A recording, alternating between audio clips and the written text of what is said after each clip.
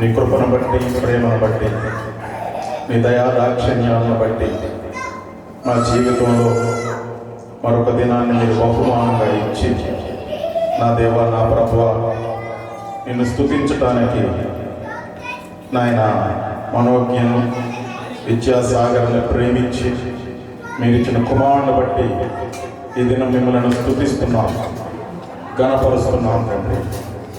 ఈ కార్యక్రమం ప్రారంభం నుంచి ముగింపు వరకు మీ కాపుదలు వచ్చి నడిపించమని మీకు మనవి చేసుకుంటున్నాను.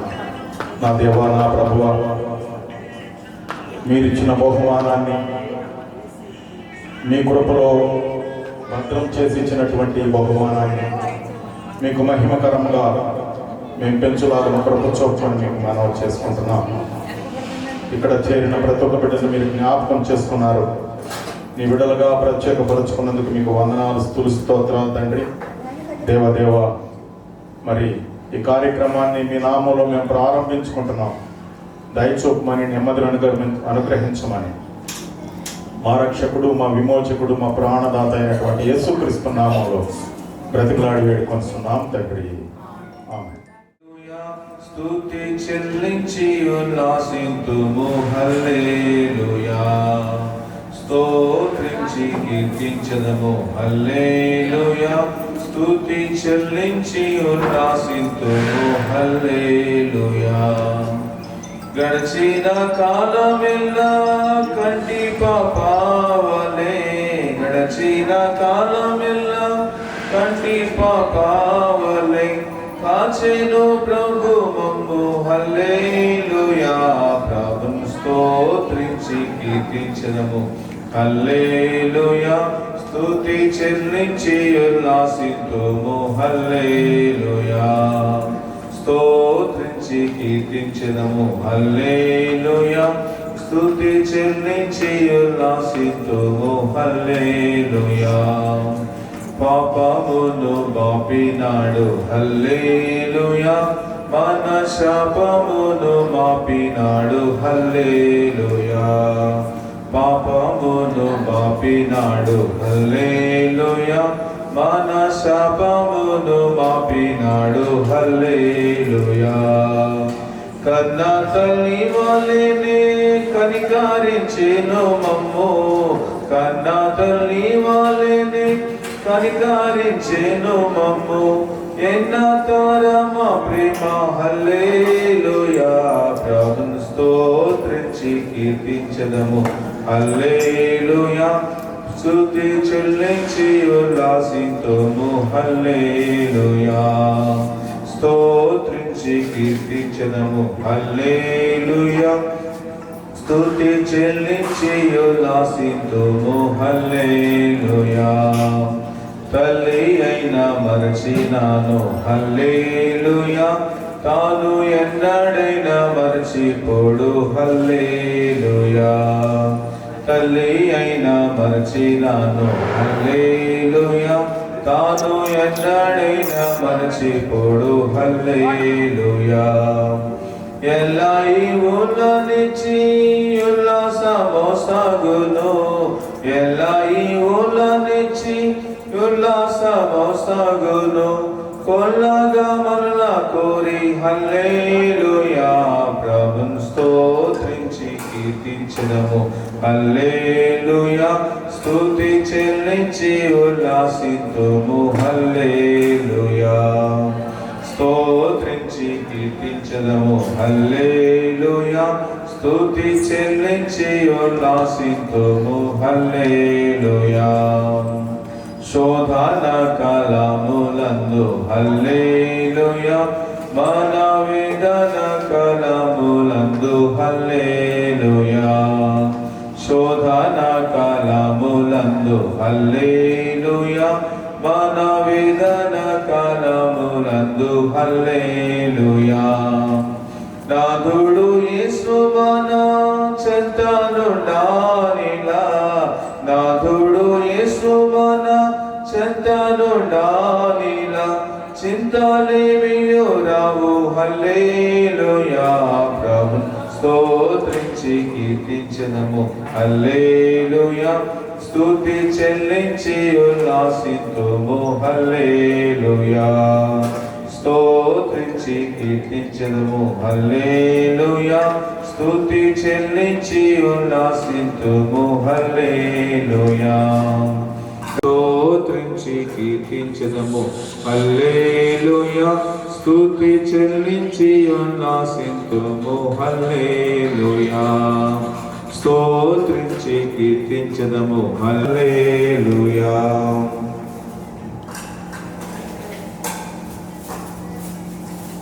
పింప నిన్ను వెదకి వచ్చెన్ భయంకరమైన పాపము నుండి విడిపింప నిన్ను వెదకి వచ్చెన్ యేసుని స్వీకరించు శ్రీ యేసుని స్వీకరించు నీ హృదయపు ద్వారము త్వరితము తాని ప్రవేశించు.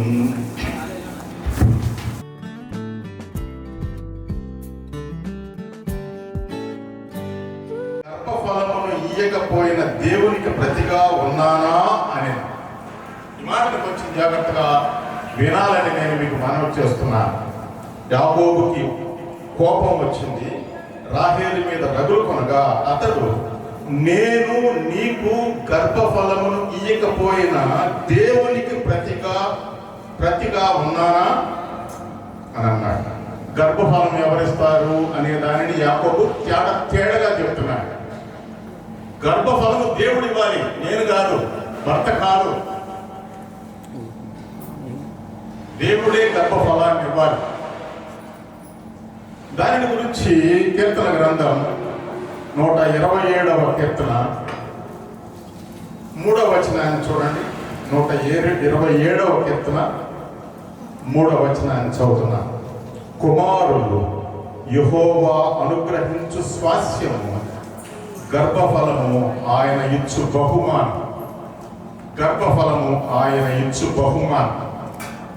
యాకోబు గారు ఖండితంగా రాహేలుకి చెబుతున్నాడు, గర్భఫలాన్ని ఇవ్వడానికి నేనేమన్నా దేవుణ్ణా? కీర్తన గ్రంథంలో కీర్తనకారుడు దావీదు మహారాజు అంటున్నాడు, కుమారుడు యెహోవా అనుగ్రహించు స్వాస్యము, గర్భఫలము ఆయన ఇచ్చు బహుమానమే. గర్భఫలము బహుమానం. ఈ బహుమానము అనే మాటని కొంచెం జాగ్రత్తగా ఆలోచన చేస్తే ఈ బహుమానము చాలా మందికి శాశ్వతంగా ఉంది.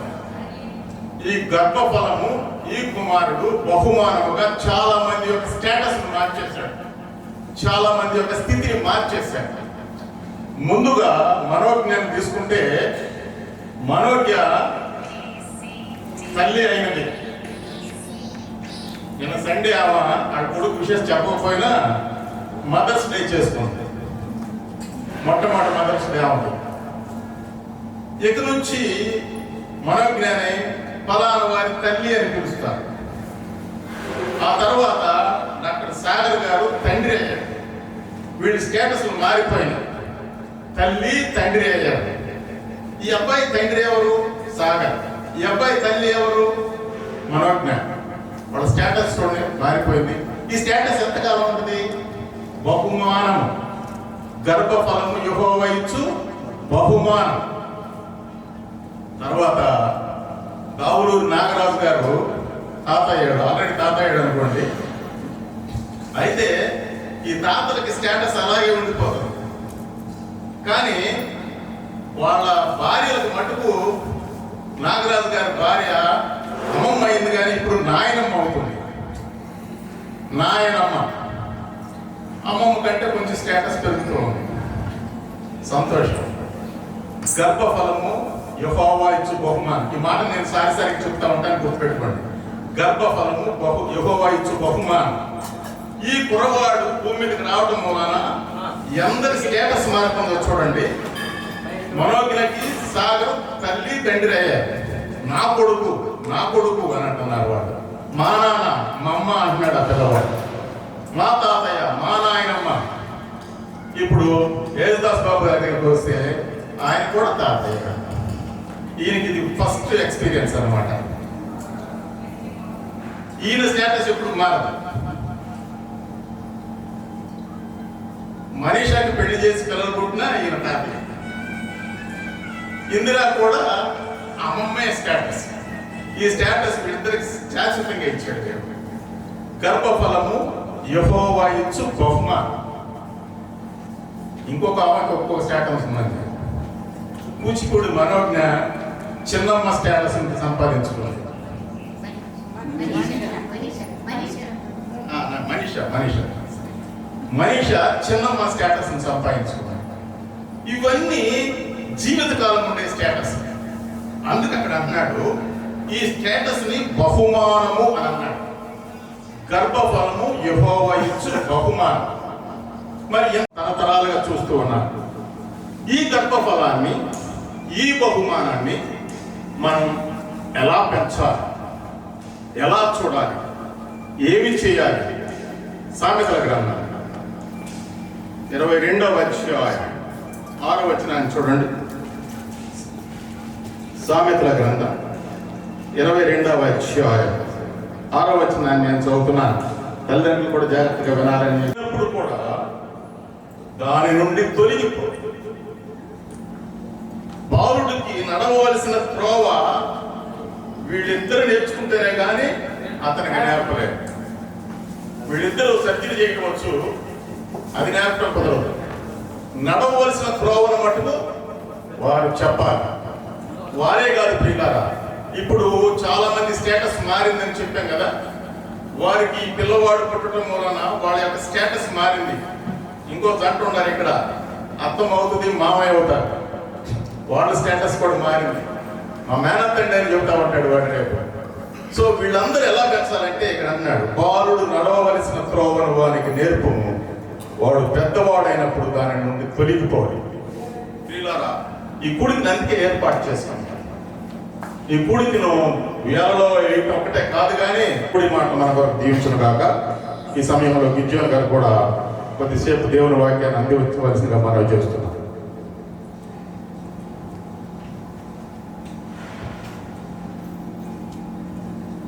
ప్రభు స్తోత్రాలు చెల్లిస్తున్నాము. అంటే వాళ్ళ యొక్క బాధ్యత కూడా పెరిగింది. వాళ్ళ యొక్క బాధ్యత కూడా పెరిగింది. ఈ సమయంలో చిన్న వర్తమానము మనం చూద్దాం. దీని వాక్యం నుంచి చిన్న వర్తమానము నేను చెప్పి నా ప్రసంగాన్ని ముగిస్తాను. నిర్మాకాండము 2వ అధ్యాయం. నిర్మాకాండము 2వ అధ్యాయము. కుమార్తె ఆమెతో, ఈ బిడ్డను తీసుకొని పోయి నా కొరకు పాలించి పెంచుము, నేను నీకు జీవితం ఇచ్చదనని చెప్పగా ఆ స్త్రీ ఆ బిడ్డను తీసుకుని పోయి పాలించి పెంచును. సందర్భం మనకు తెలుసు. మరి మోషని మరి ఆ నదిలో ఉన్నటువంటి ఆ ముసల్ల బారి నుంచి తప్పించడానికి తల్లి చేసినటువంటి ఆ పెట్టె, అది కూడా మనకు తెలుసు. అయితే ఇక్కడ ఒక మాట చెప్తుంది ఆమె, పూర్వక కుమార్తె, నా కొరకు వానికి పాలిచ్చి పెంచు, నా కొరకు వానికి పాలిచ్చి పెంచుము అనే మాట. కాబట్టి ఎవరి కొరకు పెంచాలా? విద్యాసాగర్ గారు మన ఎవరి కొరకు పెంచాలంటే ప్రభు కొరకు పెంచాలి, దేవుని కొరకు పెంచాలి. ఇందాక అంకులు ఒక మాట అన్నారు, వాళ్ళు దేవుని వాక్యం అంటే ఏంట, వాళ్ళు తన వాళ్ళకి ఇచ్చినటువంటి కుమారుడికి మరి చెప్పగలరు. కాబట్టి అదే బాధ్యత. మీరు వాక్యం కలిగి ఉండాలా, మీరు వాక్యాన్ని పిల్లవాడికి బోధించి పరిగించి చెప్పేవారుగా ఉండాలని, ఆ బాధ్యత ఎక్కువైందని, ఆ బాధ్యత కలిగి ఉన్నారని, ఆ బాధ్యత సంపూర్ణంగా నెరవేర్చేవారిగా ఉన్నారని వాక్యము సెలవిస్తుంది. కాబట్టి ప్రభు కొరకే పాలించి పెంచు, ప్రభు కొరకు పెంచు, మన కొరకు కాదు. ఇలా చెప్పినట్టుగా మరి రాయలు మరి తన భర్తనేంటి తన భర్తని అడిగింది, ఏమనంటే నాకు పిల్లలు లేకపోతే నేను చచ్చిపోతా, దేవుడే కదా పిల్లలు ఇచ్చి నేను కాదు అని చెప్పి యాకోబు అన్నట్టు మనం చూడవచ్చు. కాబట్టి ఇక సమయంలో దేవుడే గర్భం తెరిచేవాడు, ఈ దేవుడే గర్భం మూయవాడు అనే మాట మనకు స్పష్టంగా దేవుని వాక్యం నుంచి నాకు అర్థమవుతుంది. కాబట్టి మన జీవితాల్లో మనం నేర్చుకోవాల్సిన పాఠం చూడండి. ఒక వాక్యం చదువుతాను. ఆదికాండము 33వ అధ్యాయం. ఆదికాండము 33 ఎత్తి ఆ స్త్రీలలో పిల్లలను చూసి వీరు నీకేమి కావాలని అడిగినందుకు అతడు వీరు దేవుడు నీ సేవకునికి దయచేసిన పిల్లలే అని చెప్పాను. వీరు దేవుడు నీ సేవకునికి దయచేసిన పిల్లలే. దేవుడు ఇచ్చాడు అంతే, దాంట్లో ఏమాత్రం అనుమానం లేదు. దేవుడే ఇచ్చాడు, దేవుడు గర్భం ఇచ్చాడు, దేవుడే మనకి మరి అలాగే విద్యాసాగర్ గారికి మరి ఆ పిల్లవాడిని ఇచ్చాడు మనము రూఢిగా చెప్పగలం. కాబట్టి మన జీవితంలో మనం నేర్చుకోవాల్సిన పాఠం ఇవన్నీ. ప్రవేశించినవాడు అందుకంటే ఆ బిడ్డని మనం పాలించి ప్రభు కొరకు పెంచవలసిన వారికి ఉన్నాము. అందుకంటే మన బాధ్యత పెరిగిందని మనం చెప్పగలగాలి. మన బాధ్యత ఇంకో మెట్టు పెరిగింది. ఆ బిడ్డని సంపూర్తిగా ప్రభు కొరకే మరి ఆ జ్ఞానంలో మనం పెంచేవారు ఉండాలి. ఈ సమయంలో కొంతమంది తల్లులు ఉన్నారు. దేని వాక్యంలో కొంతమంది తల్లులు ఉన్నారు. ఒక 5 తల్లుల గురించి మీకు చెప్పి క్లుప్తంగా నేను వాక్యాన్ని ముగిస్తాను. చూడండి, దేని వాక్యంలో మొట్టమొదటిగా ఏబు గ్రంథము 39వ అధ్యాయం. వాత్సల్యము కలదుగా ఉన్నదా? లేదు సుమి, అది నేలను దాని గుడ్లను పెట్టును. నేను అడవి జంతువు వాటిని చిత్తక దొరుకువచ్చున నేను అనుకుని మరి ఏం చూడబడింది? తన పిల్లల్ని తన గుడ్లని అంతగా పట్టించుకోదంట. అజాగ్రత్తగా నిర్లక్ష్యంగా ఉండిందంట. మరి ఏమైనా తొక్కి వేస్తే కూడా అంతగా పట్టించుకోవడం. తన పిల్లలు తనవి కానట్టు వాటి ఎడ్ల అది కాఠిన్యము చూపు ట్రైన్లోను మరి అలాగే చెత్తకూడలోను పడేసే తల్లు ఉంటారు. తల్లి ఎన్నడూ మనసును కానీ ఎన్నడూ మరణని వాక్యంలో ప్రభు సెలవించాడు. అజాగ్రత్తగా ఏమాత్రం కూడా పెంచకూడదు అని మనము ఇక్కడ తెలుసుకుంటున్నాం. ఒక రాజు ఉన్నాడు, మంచి రాజు కలిగిన వాడు. 39వ అధ్యాయం. యెషయా 39వ అధ్యాయము 7వ వచ్చాక కలిగి చూడండి. 37వ వచనంలో యెరూషలేమా ప్రవక్తలను చంపుతును, నీ ఎద్దుకు పంపబడిన వారు రాళ్ళతో కొట్టుచూ ఉండుదానా, కోడి తన పిల్లలు అంటారు. ఆ కట్టెలు పెట్టినప్పుడు ఆ రెక్కలు సాగుతుంది. ఆ రెక్కలో సమస్త అన్ని పిల్లలు కూడా వచ్చేసి లోపల ఉంటాయి. ఏవి కూడా చేరకుండా ఉండవు. ఏదైనా పొరపాటుని చేసినా కనుక అది మరి నాకెంత బాగుంటుంది. కాబట్టి ఇక్కడ కోడి తన పిల్లలను మరి తన రెక్కల కింద బాగా చేయడం కాదు. కాబట్టి పిచ్చిన బిడ్డ కోసం ఆ తల్లిదండ్రులు ఇద్దరు కూడా 10 దినం ప్రార్థన చేయాల్సిన వారు ఉన్నారు. మా బిడ్డని సాతాను శత్రువుల నుంచి ప్రభావం నుంచి ఆ బిడ్డని కాపాడు. ప్రతి దినం కూడా ఈ ప్రార్థన వాళ్ళు చేరవలసిన వారు ఉన్నారు అని ఒక సౌకర్యాన్ని చెప్పించు, లోకపు ఆశ నుంచి తప్పించు అని నేను ఎప్పుడు కూడా ప్రార్థన చేస్తాను. కాబట్టి అది మన బాధ్యత, దేవుడు మనకి ఇచ్చిన బాధ్యత. అదే అన్నాడు అని చెప్పుకున్నాను కదా, నా కొరకే పెంచు నీకు ఏమిస్తాను? జీవితం ఇస్తాను. కాబట్టి ప్రభు మనకి జీవితం ఇవ్వాలంటే ఆయన కొరకే పెంచాలి. ఆయన జ్ఞానంలో మనము సంపూర్ణంగా పెంచేవారంగా ఉండాలని బాగా. అది రెండవ తల్లిగా చూసాం. తర్వాత 3వ తల్లి మనం చూద్దాము. నేను వాటిలో నుంచి 3వ సమయము 17వ అధ్యాయము 8వ వచనం. 3వ సమయము 17వ అధ్యాయము.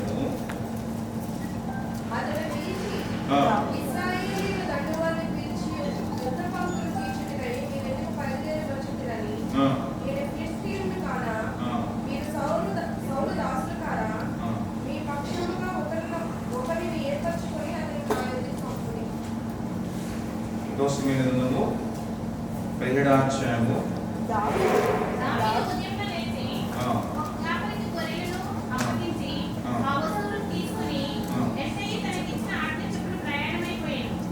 ప్రయాణమై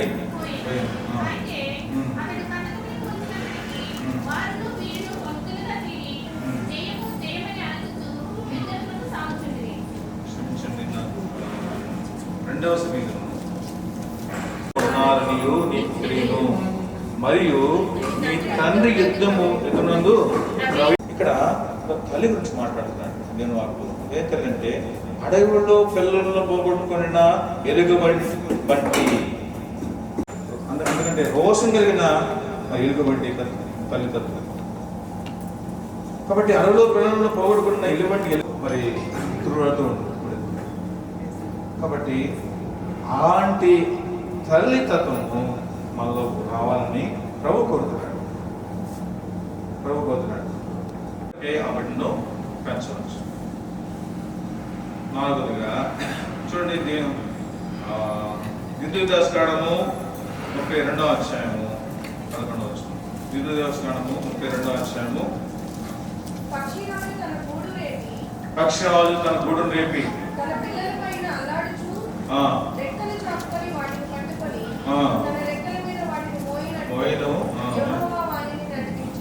యెహోవాని నడిపించును. కాబట్టి నడక నేర్పేటువంటి తల్లి. పెద్ద చాలా వితీర్ణ ప్రదేశాల్లో ఉన్నటువంటి చెట్ల మీద చాలా హైట్ లో అది గూడు పెట్టుకుంది. పిల్లలు కన్న తర్వాత ఆ గూడుని ఏం చేస్తుందంటే ఆ గూడు కొంతకాలం వరకు కూడా మరి పోషిస్తూ ఉంటుంది. ఆహారం తీసుకొచ్చి వారు నోట్లు పెడతా ఉంటుంది, ఆయన తింటూ ఉంటుంది. ఒక వయసు వచ్చిన తర్వాత ఏం చేస్తుందంటే ఆ గూడిని చెరుపుతుంది. అయ్యో ఏంటి మమ్మీ ఇలా చేస్తున్నావు, మేము పడిపోతాం కదా, పడిపోతే చనిపోతాము, ఏంటి ఏం అంటే అలా గూడిని చెరుపుతుంది. అలాగా గూడిని చెరిపి అవన్నీ కూడా కింద పడిపోయే విధంగా ఆ యొక్క గ్రద్ద చిన్న కోన్లకి చేస్తుంది. ఎప్పుడైతే వరకు అవి కింద పడుతున్నాయో ఆ కింద జారిపోయేటప్పుడు మళ్ళా వాటి కింద కాళ్ళ కిందకి వచ్చేసి మరి వాటిని పైకి లేపుతుంది, పైకి తీసుకెళ్ళి మళ్ళా వదిలిపెడుతుంది. అలాగా ఆ రెక్కల్ని అవి మరి సంపూర్ణంగా విచ్చుకునే విధంగా వాటందరికి అవి ఆకాశంలో మరి పయనించే విధంగా చేస్తుంది తల్లి. కాబట్టి అలాగా మనల్ని పెంచాలని దేవుడు ఇష్టపడుతున్నాడు. కాబట్టి తల్లిదండ్రులు ఇద్దరు కూడా ప్రత్యేకించి తల్లి ఈ యొక్క బాధ్యత తీసుకొస్తున్న వారు ఉన్నారు. వాళ్ళకి ఆత్మీయ నడక నేర్పించే వారికి ఉండాలి. ఆత్మీయ నడక నేర్పించే వారికి ఉండాలంటే వాళ్ళు ఆత్మీయంగా నడవాలా. తద్వారా మన బిడ్డకు కూడా ఆత్మీయ నడక నేర్పించుకోవాలి. చాలా మంది విశ్వాస బిడ్డలు ఏం చెప్తారంటే మా పాప నా యొక్క షూ మరి లేసినందుకు లేచిపోయి, లేదంటే షూ సాక్ష్యాన్ని కూడా పోయినాయి అంటే అయ్యా ప్రార్థన చేసుకో, ప్రభు నీకు ఇస్తాడు అని చెప్తారు విశ్వాసం. అలాగా మనము వాళ్ళకే వారు ప్రార్థన చేసుకుని వారి పొందేవారిగా చేయాలి. అందుకని మరి నా కుమార్తెకి మరి షూలు వేసిపోయింది, సాక్స్ పోయినాయి అని చెప్పి వెంటనే తీసుకొచ్చే వారికి ఉండకూడదు. ప్రార్థన చేసుకోయా ప్రభు ఇస్తాడు. మన డబ్బులు ఉన్నా కానీ మరి ఆ మాట చెప్పాలి. కాబట్టి ఇలాంటి ఆత్మీయ నరకం వారికి నేర్పించాలి. పెద్దమైన వారు ఏమాత్రము మన ఇందాక సంవత్సరం మరి అంకులు మాట చెప్పాడు. ఏం చెప్పాడంటే బాలుడుగా ఉన్నప్పుడు నడక ఉంది, నేర్పించు, ఉద్రైనప్పుడు కూడా తొలగిపోడు, అది నడక. కాబట్టి అలాగా మనం నేర్పించే వారికి ఉండాలి. చివరిగా ఒక తల్లి ఉంది, నేను ముగిస్తాను. తల్లి అంటే దేవుని యొక్క మందిరం, యేషువేము అనగా దేవుని యొక్క మందిరం. కాబట్టి ప్రతి ఆదివారం పెద్దయిన తర్వాత, ఎందుకంటే ప్రతి సండే స్కూల్ కూడా దేవుని ఇంటికి పంపించాల్సిన వారి ఉన్నాము అనే బాధ్యత మనము అందరి మీద ఉంది. దేవుని యొక్క జ్ఞానంలో ఎదగాలంటే దేవుని మందిరంలో ఉండాలి, యెరూషలేములో ఉండాలి. యెరూషలేము అనేది తల్లి దగ్గర ఉండాలి. తల్లి ఏం నేర్పిస్తుందంటే వాక్యాన్ని నేర్పిస్తుంది. మందిరము వాక్యాన్ని నేర్పిస్తుంది. మనకి ఎలా నడవాలి, ఆత్మీయంగా ఎలా నడవాలి అనే మాటలు నేర్పిస్తారు. నేను వాక్యాన్ని అయినది కాదు, తన చేష్టల వలన తెలియచేయి. తన చేష్టల వలన తెలియచేయి. మరొకసారి చదువుతున్నాను. బాలుడు సహితం తన నడవడి శుద్ధమైనదో కాదు, యథార్థమైనది కాదు, తన చేష్టల వలన తెలియచేయి. ఇద్దరు తల్లులు, యవనస్తులైన తల్లులు బైబిల్ కొట్టుకుని మొన్న కూడికి వచ్చారు. నేను గమనిస్తూ ఉన్నాను. ఇద్దరు తల్లుల చేతుల్లో బైబిల్ ఉన్నాయి. ఇద్దరు కూతురుని, ఒక్కొక్క ఆమెకు ఒక్కొక్క కూతురుని తీసుకుని వచ్చారు. ఇద్దరు పిల్లల చేతుల్లో సెల్ ఫోన్లు ఉన్నాయి. బైబిల్ ఉన్న తల్లుడు ముందుకు పోయి కూర్చున్నారు. సెల్ ఫోన్ ఉన్నటువంటి పిల్లలు ఇద్దరు నా వెనకాల కూర్చుని కాళ్ళు రెండు నన్ను తంతూ సెల్ ఫోన్లు తిప్పుతా ఉన్నారు. జాగ్రత్త, మీ పిల్లల్ని ఎలా పెంచుతున్నాము, మన పిల్లల్ని ఎలా పెంచుతున్నాము. ఇదే అధ్యాయంలో 7వ వచనాన్ని చదువుతున్నాను చూడండి. ఇదే అధ్యాయం 7వ వచనం. యథార్థ వర్తనుడకు నీతిమంతుని పిల్లలు వాని తదనంతరము ధన్యులగుదురు. నీతిమంతుని, యథార్థ వర్తనుడు అన్నాడు, యథార్థవంతుడు అన్నా, యథార్థ ప్రవర్తన కలిగిన వాడు. యథార్థ వర్తనుడకు నీతిమంతుని పిల్లలు వాని తదనంతరము ధన్యులగుదురు. దేవుడి మాట మన కొరకు దీవించును గాక. ఈ కార్యక్రమంలో మరి ప్రాముఖ్యమైన విషయం ఇంట్రడ్యూస్ సెరమనీ అని చెప్పి మనకి ముందుగానే దేవదాస్ బాబు గారు వాట్సాప్లో మెసేజ్ పంపించారు కనుక ఈ చిన్నవాడి యొక్క గ్రాండ్ ఫాదర్స్ స్టేజ్ మీద రావాల్సిందిగా మనం చేస్తున్నాం.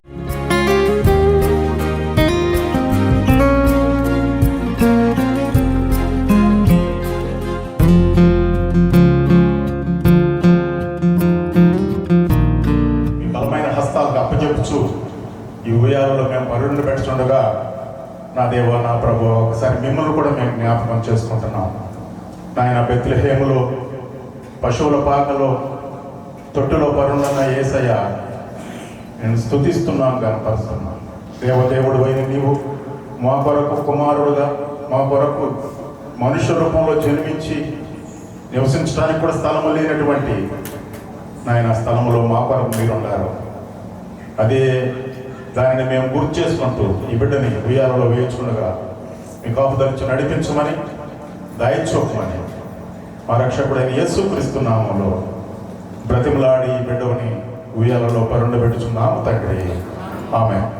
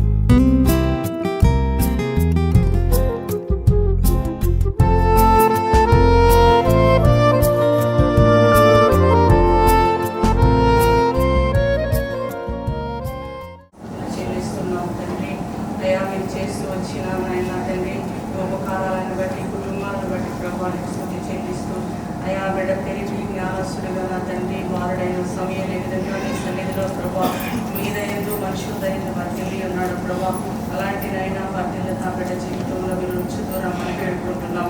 సొలొమోను జ్ఞానం మీద దయచేయండి ప్రభా. ఆ బిడ్డ బ్రతుకు దినములలో ప్రభా విశేషమైన జ్ఞానాత్మ కలిగిన వాడై నీ కొరకు ప్రసిద్ధమైన ఒక పాత్రగా వాడుకోమని వేడుకుంటున్నాము. పెంచడానికి కలిగినప్పుడు మంచి జ్ఞానము వివేకము లాక్కుని మని వేడుకుంటున్నాం.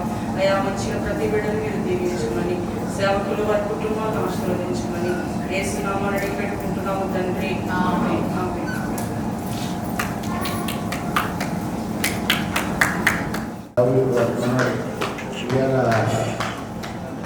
ఫంక్షన్ పెట్టిన కమ్యూనిటీ ప్రయత్నాలు మరొకసారి ప్రార్థన చేస్తూ ఈ కార్యక్రమాన్ని ఘనంగా రెస్పెక్టబుల్గా జరిగించిన ఆనంద్ కుమార్ గారికి, తర్వాత విజయ్ గారికి, ఫస్ట్ విజయ్ గారికి, రేవత్ సిస్టర్ గారికి, మిగిలిన అందరికీ నా తరఫున, నా కుటుంబం తరఫున కృతజ్ఞత తెలియజేస్తూ ఈ కార్యక్రమం అయిపోయిన తర్వాత భోజనాలు చేసే అందరూ వెళ్ళవలసిందిగా బాగా ఆశీర్వదించి కోరుతున్నాను. Thank you.